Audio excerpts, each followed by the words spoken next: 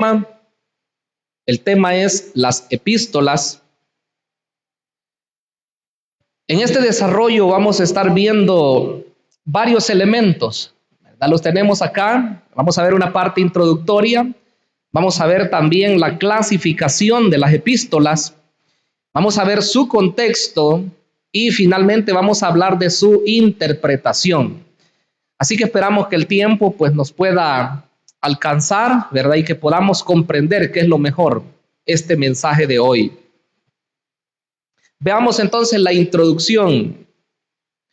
En esta parte introductoria queremos decir que las epístolas ocupan la tercera parte del Nuevo Testamento. Estamos hablando de 21 epístolas. Dice que abarca la tercera o un poco más de la tercera parte del Nuevo Testamento. Si recordamos, pues todo el Nuevo Testamento está compuesto de 27 libros, como decíamos cuando dimos el panorama general. Pero de esos 27 libros, estamos viendo hoy que 21 componen lo que son las epístolas. Pero nos preguntáramos quizás por qué entonces la tercera parte se dice que es correspondiente a este género. Bueno, porque las epístolas, la mayoría de ellas son cortas, ¿verdad? Y los evangelios son largos. El libro de Hechos también es largo. El Apocalipsis de igual forma. Entonces, una tercera parte por lo menos se compone de las epístolas. Como vamos a ver más adelante acá, pues hay una doble división de las epístolas entre epístolas paulinas y las epístolas generales así llamadas. Este el género epistolar dice que es un género literario especial y muy conocido y usado en los tiempos antiguos. Básicamente, pues, esa forma de escribir o esa forma de comunicarse no era solamente entre los escritores bíblicos intercambiables. Si ustedes oyen en las predicaciones, muchas veces se dice las cartas de Pablo, o las cartas de Pedro, las cartas de Juan, o de Judas, y a veces se dice las epístolas, ¿verdad? La epístola de Pablo, la epístola de Juan, la epístola de Pedro, la epístola de Judas. Entonces los nombres son intercambiables hoy en día. Sin embargo, en el antiguo tiempo se diferenciaba lo que era una carta de una epístola. Se dice que las cartas eran más personales. Las cartas eran como la que un amigo le escribía a otro amigo, o un hijo a un padre, o un padre a un hijo. Eso era una carta. Pero las epístolas se dice que era un escrito más formal.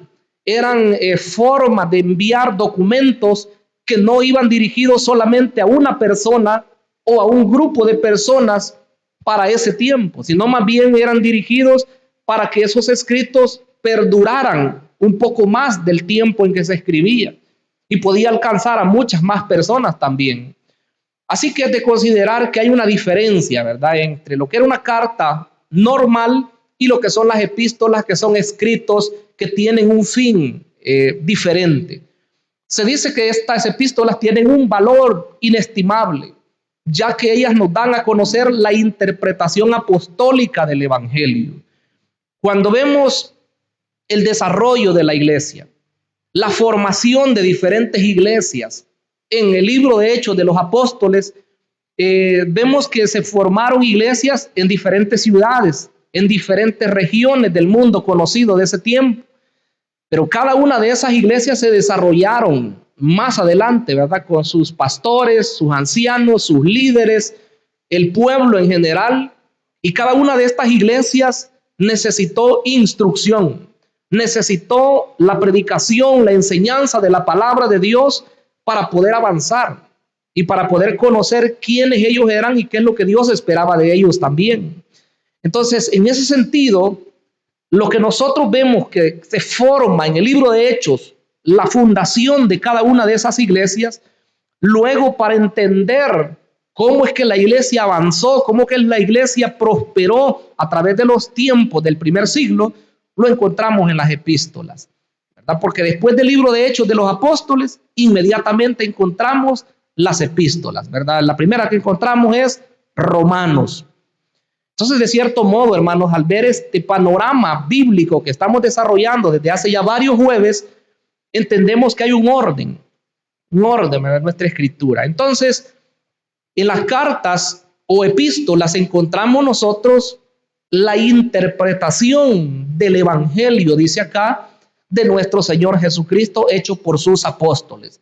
Si recordamos un poco, las palabras de nuestro Señor Jesucristo para sus apóstoles fueron que el Espíritu Santo o el Consolador les iba a recordar todas las cosas que Él les había enseñado.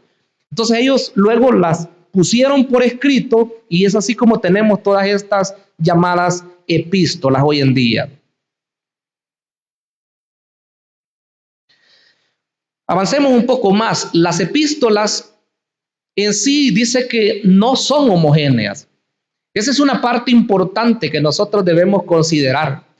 Cuando decimos que las epístolas no son homogéneas, lo que queremos decir es que no son iguales. Sus partes muchas veces varían de una a otra y de ahí la complicación muchas veces para poder interpretarlas. Aunque en realidad, si somos sinceros, las epístolas son del género que es un poco más fácil de interpretar que otros géneros, como por ejemplo el género profético o el género poético. Pero si no tenemos cuidado nos podría complicar de igual forma. Entonces, si vemos que las epístolas no son homogéneas, nosotros debemos partir ya de que no vamos a encontrar lo mismo, el mismo esquema en la carta a los Corintios que en la carta de Filemón, por lo menos. Entonces hay algunas diferencias y tenemos que ver acá que muchas de ellas son dirigidas a iglesias, otras son dirigidas a una iglesia en específico y aún otras son dirigidas a personas particulares. Tres formas diferentes. Hay epístolas que fueron dirigidas a iglesias. Un ejemplo de ellas es la carta a los Gálatas. Si usted revisa acá en Gálatas, capítulo 1,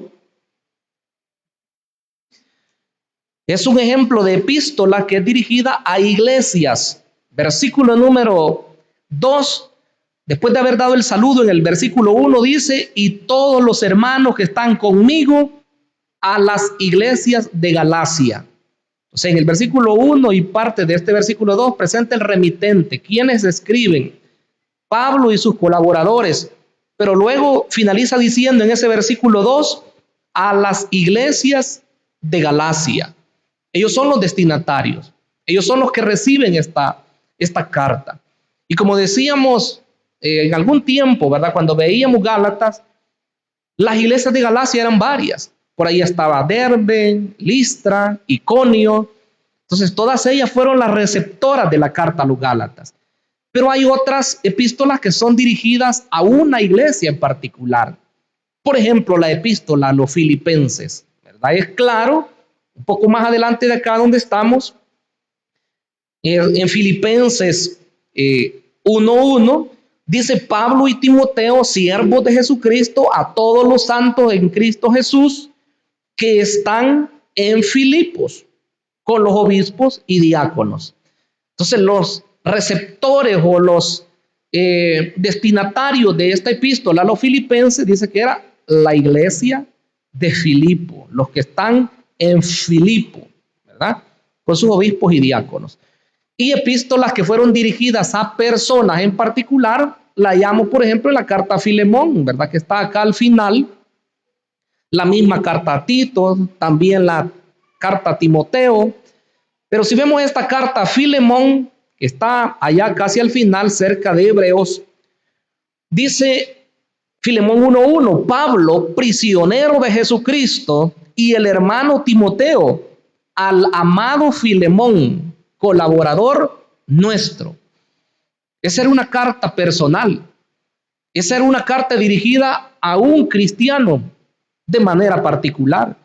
Entonces hay diferencia en las cartas, ¿verdad? Ahora, en su esquema, en su contenido, como pudiéramos nosotros decir, un bosquejo, o hay otras personas que dicen el esqueleto, para entenderlo de una mejor manera, el esqueleto de las cartas es bastante parecido.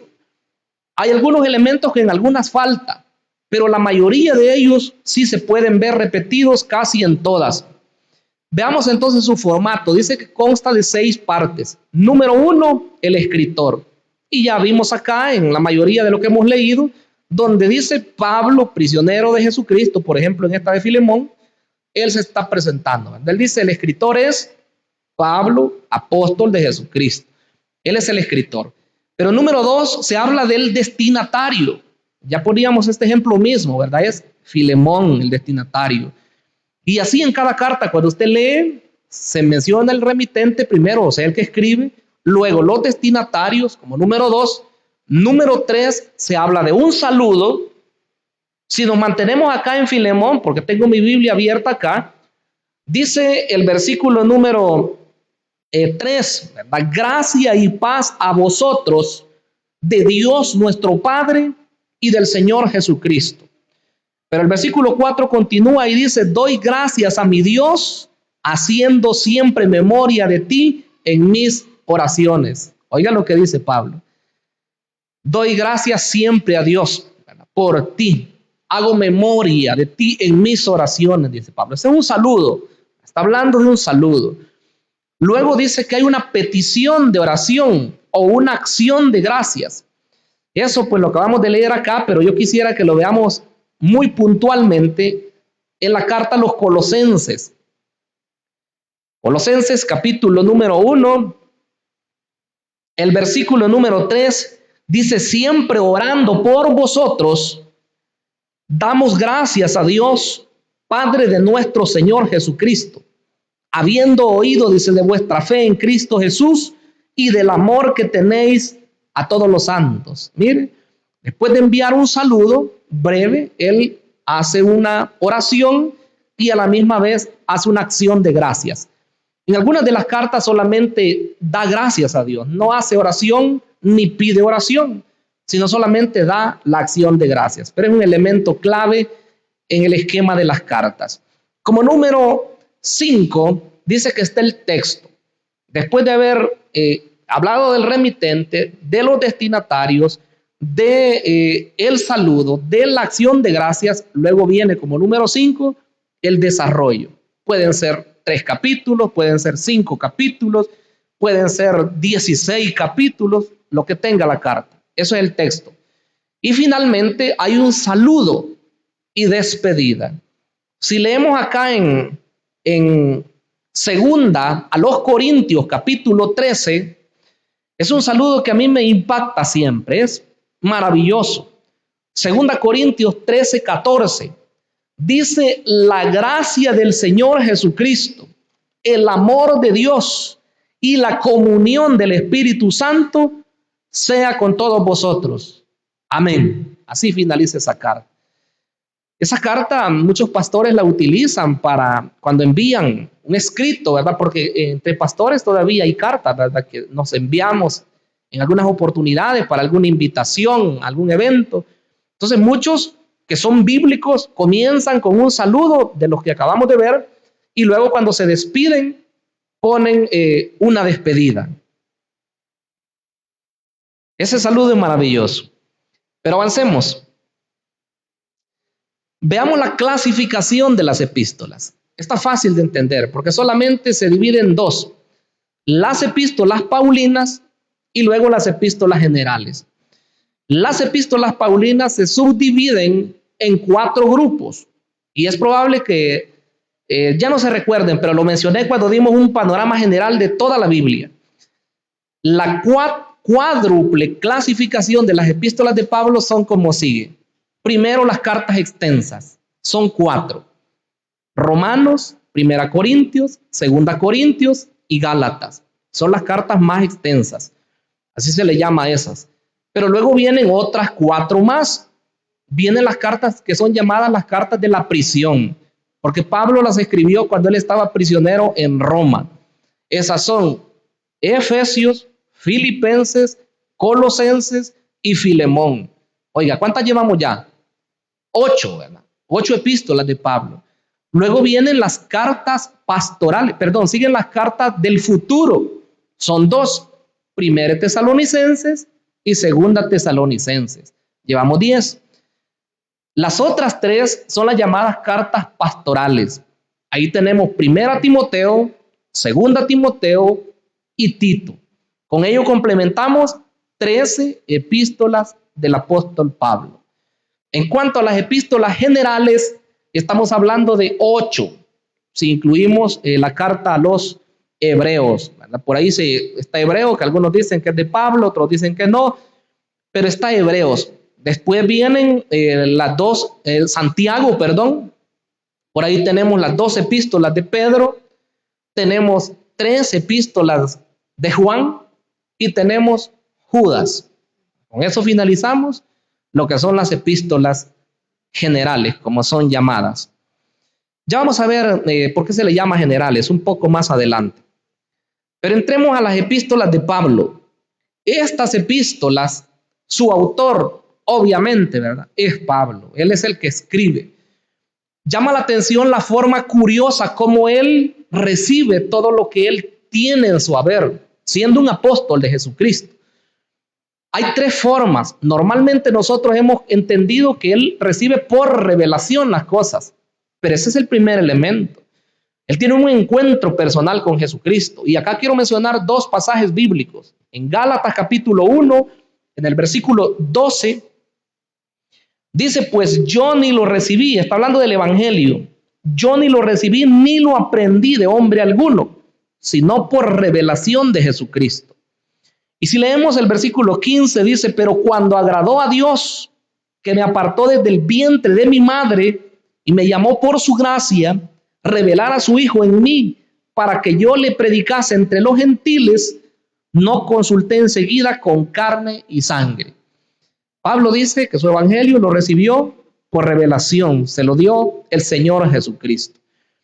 Si volvemos un poco atrás, en 2 Corintios 12, 2 Corintios 12, el versículo 1, dice: ciertamente no me conviene gloriarme, pero vendré a las visiones y a las revelaciones del Señor. El versículo 2 dice: conozco a un hombre en Cristo que hace 14 años y en el cuerpo no lo sé, si fuera del cuerpo no lo sé, Dios lo sabe, fue arrebatado hasta el tercer cielo. Él está contando su experiencia. Él dice: conozco a un hombre, pero obviamente que está hablando acerca de él. Entonces ese hombre recibe instrucción. El versículo 7 dice: y para que la grandeza de las revelaciones no me exaltase desmedidamente, me fue dado un aguijón en mi carne, un mensajero de Satanás que me abofetee para que no me enaltezca sobremanera. Ahí dice que es él, ¿verdad? Entonces recibe esa forma de instrucción. Pero número 2, también él fue instruido a través del Antiguo Testamento, el testimonio del Antiguo Testamento. Pablo hace uso del Antiguo Testamento muchas veces y el tiempo pues no alcanzaría para citar todas las veces que Pablo hace uso de él. De hecho, que todo predicador debe conocer la Escritura. Así como nosotros hoy citamos textos de la palabra de Dios, Pablo citaba el Antiguo Testamento, porque en ese tiempo solo el Antiguo Testamento estaba escrito. Entonces, esa es la segunda forma. Pero número 3, también él tiene enseñanza acerca de la tradición apostólica que fue transmitida.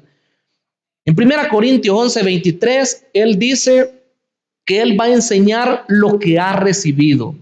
1 Corintios 11:23, al hablar del tema de la cena del Señor, él dice: porque yo recibí del Señor lo que también os he enseñado. Y luego viene lo que él va a decir, ¿verdad? Pero dice: yo lo recibí del Señor. Ese recibí del Señor no necesariamente es como lo vimos en la primera parte, o como que lo lee él en el Antiguo Testamento. No, más bien es a la transmisión oral, como se le llamaba en esos tiempos, ¿verdad? Que vino pasando en este caso de los apóstoles de Cristo a los siguientes, ¿verdad? Y luego vemos la otra cita en el capítulo 15 de este mismo libro de 1 Corintios. Dice 15:1: además os declaro, hermanos, el evangelio que os he predicado, en el cual también recibisteis, en el cual también perseveráis, por el cual asimismo, si retenéis la palabra que os he predicado, sois salvos, si no creísteis en vano. Porque primeramente os he enseñado lo que asimismo recibí, que Cristo murió por nuestros pecados conforme a las Escrituras, y que fue sepultado y que resucitó al tercer día conforme a las Escrituras. Bueno, y después sigue diciendo a quienes se les apareció. Lo que quiero que veamos ahí es que había ya una enseñanza previa. No es que todas las cosas Pablo las recibe así, ¿verdad? Por una revelación directa de parte de Dios. Hoy en día, hermanos amados, más que nunca es real que cada predicador es el resultado de un cúmulo de conocimiento que ha recibido de diferentes siervos de Dios. Sería muy enaltecido, ¿verdad? O de mucho orgullo el que alguien diga, a mí nadie me ha enseñado. A mí, pues, ningún hombre, ¿verdad? Yo del Espíritu nada más. Sería muy fantasioso. La realidad es que incluso los grandes siervos de Dios fueron instruidos. Pero ¿cuál es el tema principal del apóstol Pablo en sus epístolas? El centro del pensamiento de Pablo es la persona y la obra redentora de Jesucristo. Si nos perdiéramos quizás de cualquier otro tema que Pablo predica en sus cartas, no se nos olvide que el centro de todo su mensaje en cualquiera de sus epístolas es la persona de Jesús, es su obra redentora. Cuando dice su obra redentora, está hablando de su muerte, porque es en base a la muerte de Jesucristo que nosotros somos salvos. Es en base a la sangre derramada en la cruz del Calvario que el evangelio, hermanos, se predica hoy en día. Así que ese es el centro. Es por eso que la justificación es un elemento importantísimo en las enseñanzas de Pablo.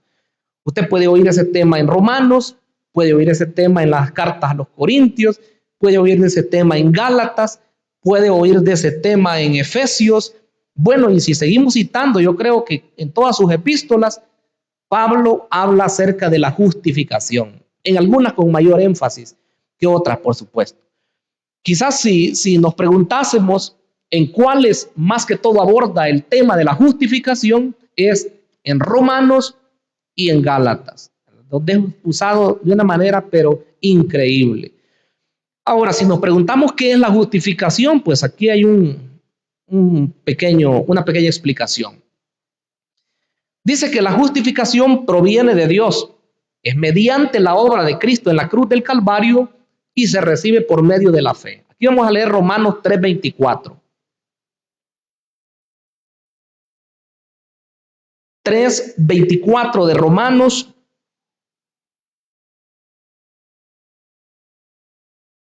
Oiga lo que dice la palabra de Dios. Siendo justificados, ¿cómo dice que somos justificados? Gratuitamente, por su gracia, mediante la redención que es en Cristo Jesús, a quien Dios puso como propiciación por medio de la fe en su sangre, para manifestar su justicia, a causa de haber pasado por alto en su paciencia los pecados pasados, con la mira de manifestar en este tiempo su justicia, a fin de que Él sea el justo y el que justifica al que es de la fe de Jesús. Oiga, qué interesante. Entonces, la justificación, dicho en pocas palabras, es la forma como Dios perdona al ser humano. Punto. Por eso es que otro tema sinónimo para hablar de la justificación es la salvación. Eso es lo que más conocen la gente, ¿verdad? Cómo Dios nos salva a nosotros. Cómo somos declarados sin culpa. Cómo somos declarados santos. Es por medio de la sangre de Jesucristo. Entonces, no podríamos nosotros estar hablando hoy de justificación si no fuera por la obra que Cristo ha hecho en nosotros. Aquí mismo en Romanos capítulo 5, versículo 1 dice, justificados pues por la fe, tenemos paz para con Dios por medio de nuestro Señor Jesucristo. Entonces, la base de la justificación, o usemos otro término, la base del perdón es la sangre derramada de Jesucristo. ¿Se recuerdan en el antiguo tiempo cómo es que las personas obtenían que sus pecados fueran cubiertos? Bueno, ellos venían con un animalito en los hombros, ¿verdad? Con un corderito o con una ovejita o con una cabra incluso. Venían ellos, la llevaban al sacerdote y el sacerdote la degollaba. Claro, el pecador primero ponía sus manos en la cabeza del animalito como símbolo de que sus pecados eran trasladados a ese animal y después era degollado. Entonces, hoy, en el Nuevo Testamento, el Cordero de Dios que quita el pecado del mundo es Jesucristo. Entonces, hermanos, la justificación tiene es un tema, de gran importancia en lo que es las epístolas del apóstol Pablo. Pero avancemos un poco más. En algunas epístolas, la parte primera es doctrinal y la parte segunda es práctica. Y de eso, pues, hay evidencia. Por ejemplo, Romanos es un ejemplo de ello. Si quisiéramos resumir la carta a los romanos de una manera simple o fácil de entender, los primeros 8 capítulos doctrinales. Del 9 al 11 se dice que es dispensacional, porque habla de Israel. Y del capítulo 12 hasta el 16 es la parte práctica. Y hay énfasis claros, hermanos. Cuando usted va al capítulo 12, nota que la forma de hablar cambia. Él comenzó desde el capítulo 1 demostrando que todas las personas son pecadores, hasta llegar al capítulo 3, y por ahí comienza ya a mostrar la forma como Dios salva. Porque él dice en el capítulo 3, versículo 10, no hay justo ni aún uno, con lo que demuestra que todas las personas están condenadas. Pero luego comienza a hablar de la forma como se salvan. Y es a través del sacrificio de Cristo. Ahora, cuando llegamos al 12, Romano capítulo 12, solo por poner un ejemplo, dice el versículo 1, así que hermanos, oiga el cambio, os ruego por las misericordias de Dios, que presentéis vuestros cuerpos en sacrificio vivo, santo, agradable a Dios, que es vuestro culto racional. Oiga las palabras de enlace.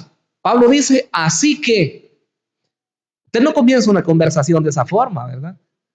Antes se saludó con alguien, se preguntaron acerca de cómo le va a su familia, qué tal le fue su día, cómo estuvo su trabajo. Pero luego de haber conversado por un buen tiempo, uno continúa la conversación. Y por eso Pablo ya había presentado toda la parte doctrinal y hoy dice en el capítulo 12, así que hermanos, oiga, es la continuación. Os ruego por las misericordias de Dios. Es por eso que la predicación expositiva nos lleva a conocer el texto bíblico, ¿verdad? No inventamos nada, hablamos lo que la Escritura dice. Cuando él dice, os ruego por las misericordias de Dios, no tenemos que inventar cuáles misericordias, porque ya lo explicó él en todos los capítulos anteriores. Y si vemos Efesios, es similar. Los primeros 3 capítulos son doctrinales y los segundos 3 capítulos son prácticos. La carta se compone de 6 capítulos.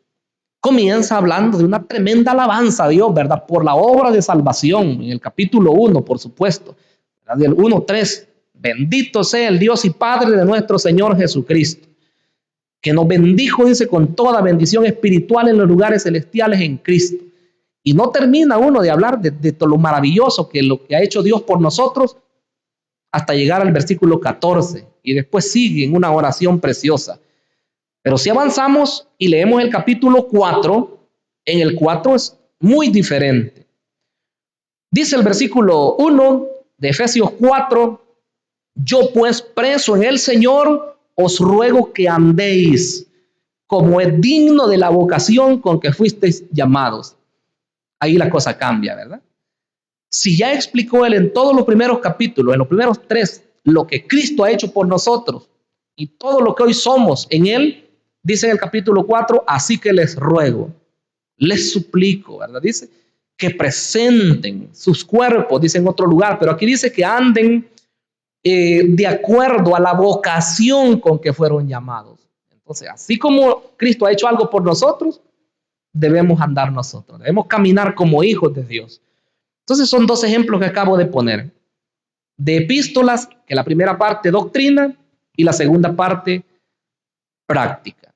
Pero en otras dice que lo devocional, o sea, lo práctico, lo doctrinal, acá errores de dedo, ¿verdad? Porque cuando uno escribe muchas veces el corrector lo escribe mal.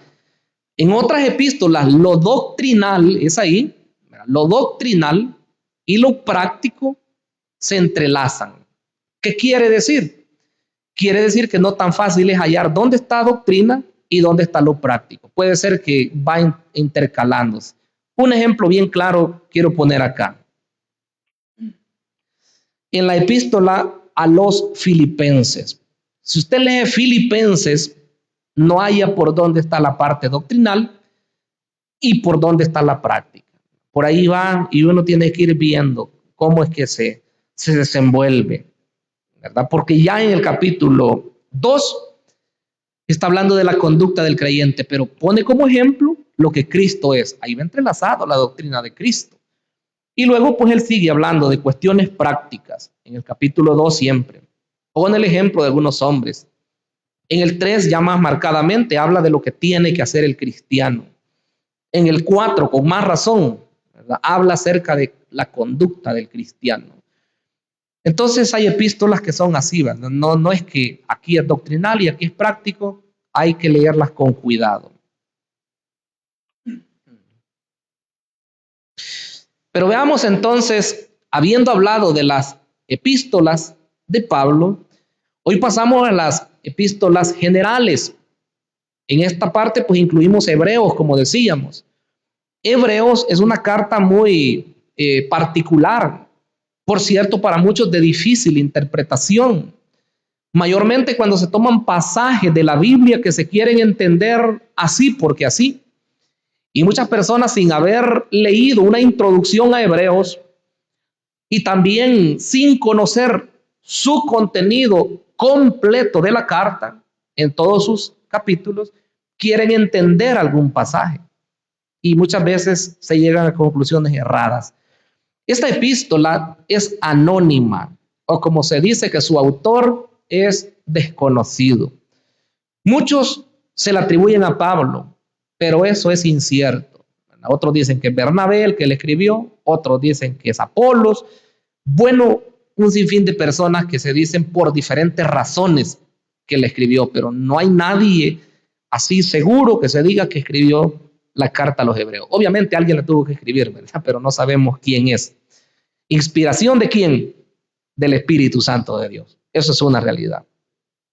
Entonces fue dirigida a cristianos expuestos a caer en la apostasía. En el capítulo 10, versículo 32, vemos un ejemplo.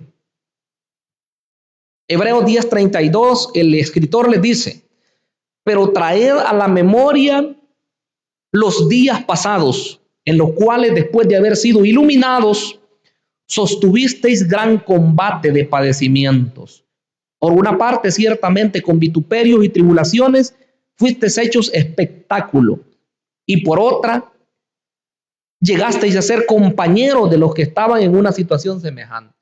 Entonces Pablo les dice, oigan que dije Pablo, el escritor dice: tengan presente ustedes esto, traigan a la memoria los días pasados, cómo ustedes sufrieron. Si pudiéramos resumir esa parte, el escritor les está diciendo: no se vayan a quedar, no se vayan a alejar de Cristo, no vayan a dejar la congregación, traigan a la memoria todo lo que ustedes han padecido anteriormente. Eso está diciendo el escritor en todos los versículos que siguen, por supuesto. El punto de la epístola es la grandeza suprema de Cristo en todas las áreas.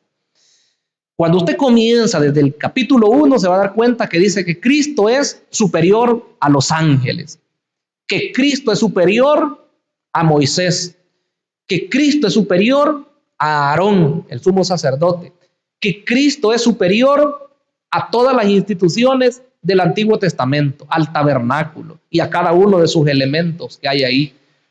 Entonces, básicamente se presenta a Cristo como aquel único personaje al cual los seres humanos pueden acudir para encontrar salvación. Porque los hebreos querían retroceder, los hebreos querían volver al judaísmo, de ahí habían salido ellos, pero hoy estaban queriendo volver. Entonces Cristo es el supremo revelador de Dios, pero no solamente eso, Él es el creador de todas las cosas, pero aparte de eso, Él es el redentor. ¿Comprendemos todo esto, hermanos amados? Él es el que da a conocer a Dios. Él dijo en una oportunidad: el que me ha visto a mí, ha visto al Padre, dijo. Y cuando decimos que Él es el creador, bueno, el Evangelio de Juan lo dice.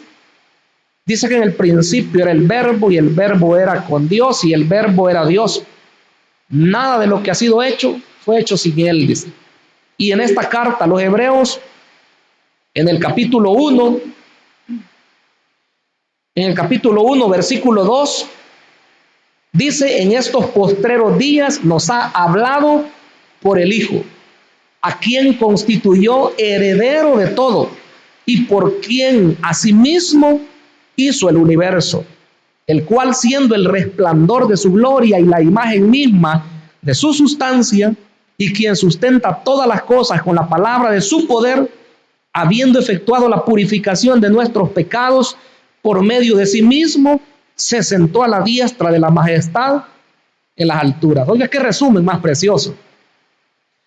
Está hablando de todo lo que Cristo hizo.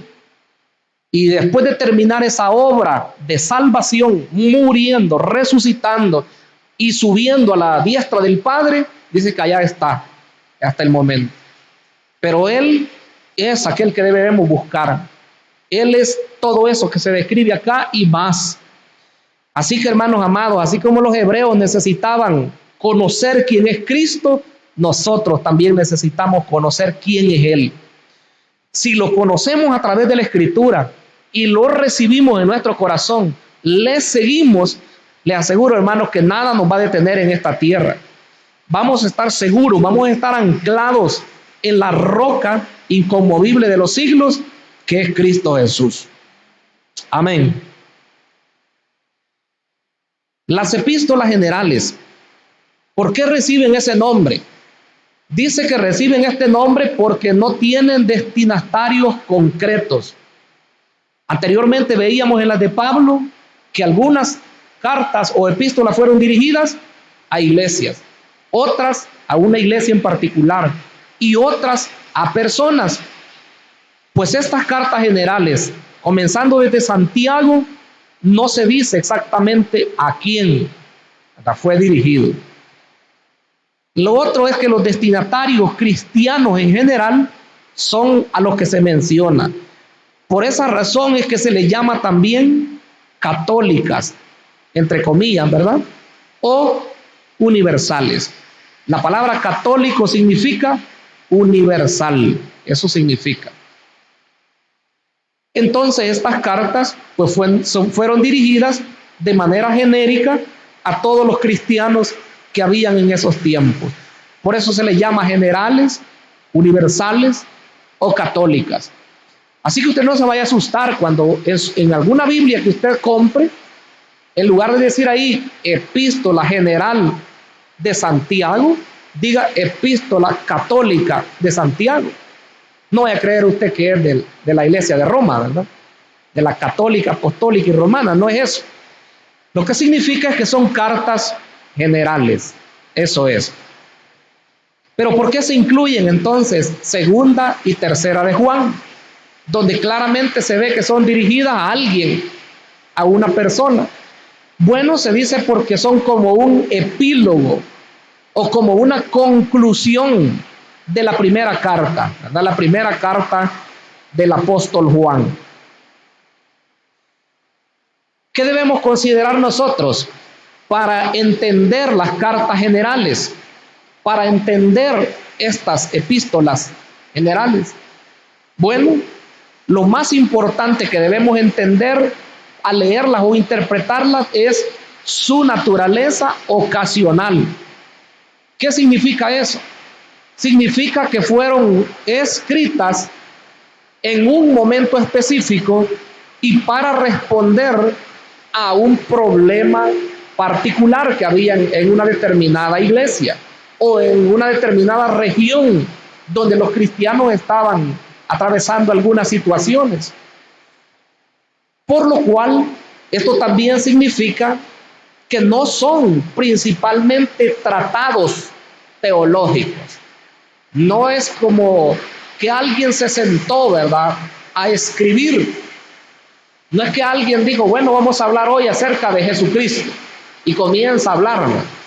O en otra, hoy vamos a hablar acerca de la Biblia, ¿verdad? Y comienza a hablar solo de la Biblia. No. La forma que se tenía era para alertar acerca de una situación en específico. Como por ejemplo la carta de Judas, que el escritor dice que a causa de la urgencia que había, ¿verdad?, de la situación de los falsos maestros, él decide escribir su epístola. Entonces había una necesidad, había un por qué escribir esa carta.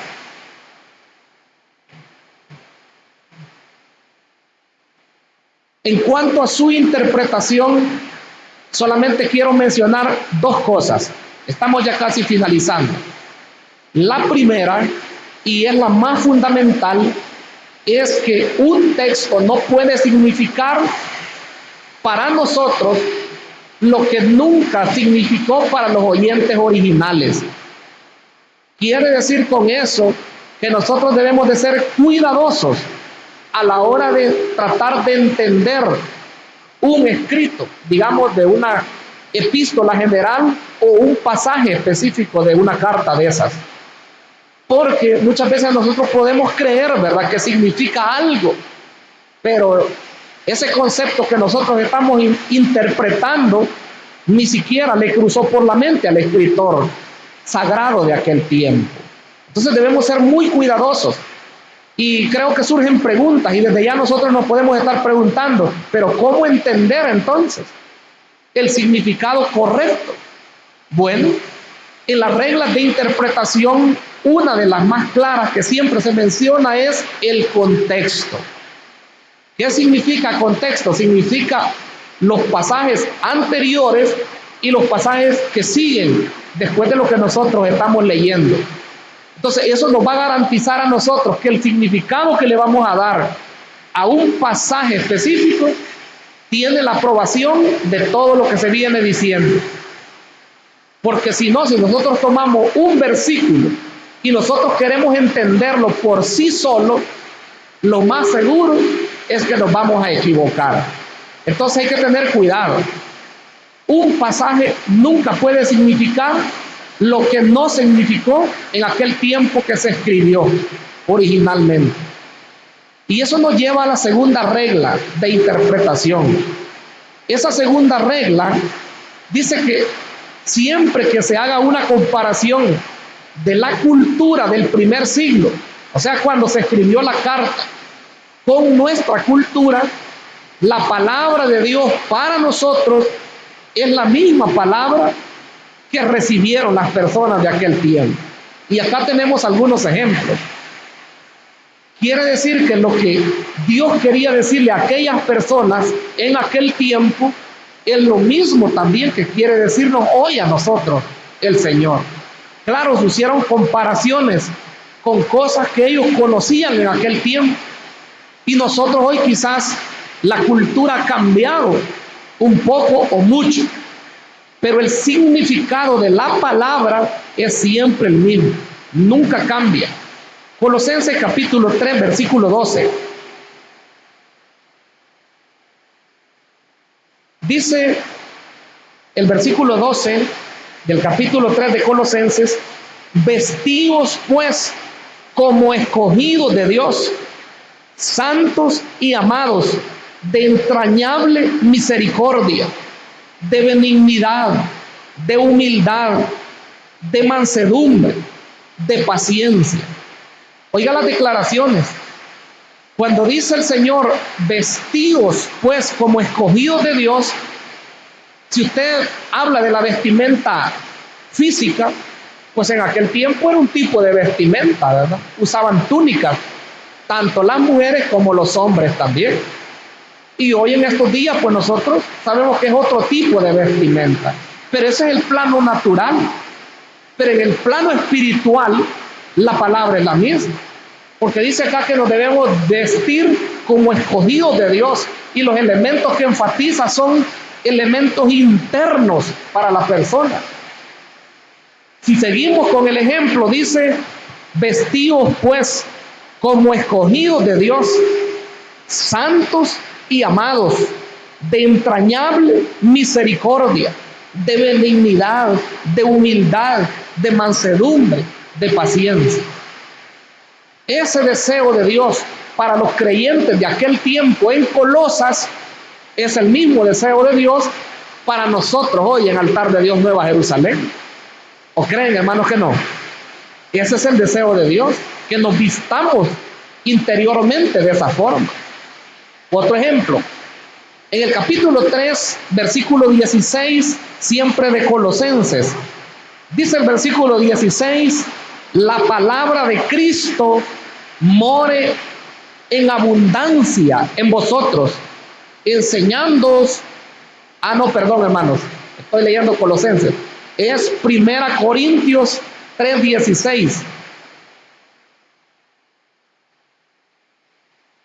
1 Corintios 3:16 dice: ¿no sabéis que sois el templo de Dios y que el Espíritu de Dios mora en vosotros? Si alguno destruyere el templo de Dios, Dios le destruirá a él, porque el templo de Dios, el cual sois vosotros, santo es. Oiga esa palabra. Si los creyentes de Corinto oyeron esa palabra, ellos la entendieron. Y claro, el templo en aquel tiempo, físicamente hablando, era una edificación diferente a la que nosotros podemos ver en este templo, ¿verdad? Era una forma diferente. Pero el apóstol dice, el templo de Dios, el cual sois vosotros, santo es. Ya hablando de una manera espiritualizada, el apóstol está diciendo que el templo de Dios eran los hermanos de Corinto, cada creyente de manera particular. Bueno, la Escritura habla en algunas oportunidades de que el creyente de manera particular, hoy en día para nosotros, somos el templo de Dios. Y en otras oportunidades habla de la iglesia como conjunto, que somos el templo de Dios también. O sea que el Espíritu de Dios está en nosotros. Lo que queremos enfatizar es que la palabra que recibieron los oyentes originales, en este caso la iglesia de Corinto, es la misma palabra para nosotros hoy en día.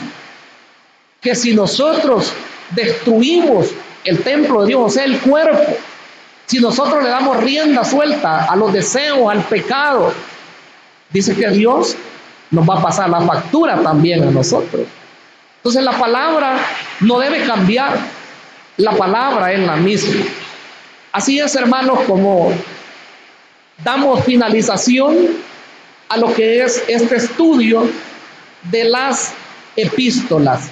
Hemos hablado de dos clases, ¿verdad? Las epístolas paulinas, y hemos hablado de las epístolas generales también. Así que cuando nos acerquemos a ellas, debemos de ser cuidadosos y poner en práctica cada una de las cosas que acá hemos mencionado. Cerremos nuestros ojos y demos gracias al Señor. Padre amado que estás en los cielos, te damos las gracias. Queremos honrarte, Señor, queremos exaltarte, porque tú nos permites, Señor, poder darte la honra y la gloria en este lugar. Dios amado, tú nos has levantado con un propósito. Tú nos has constituido, Señor, como hijos, y las hermanas como hijas tuyas, Señor, para poder llevar tu mensaje, para poder proclamar, Señor, las grandezas de todo lo que tú has hecho, Señor, en nuestras vidas. Permítenos, Señor, ser instrumentos de bendición, ser instrumentos, Señor, que llevan tu palabra por diferentes lugares, pero queremos hacerlo, Señor, con todo regocijo, con todo amor, con todo denuedo. Enséñanos tú, Señor, capacítanos para poder llevar a cabo la obra que tú nos has encomendado. Dios, te damos la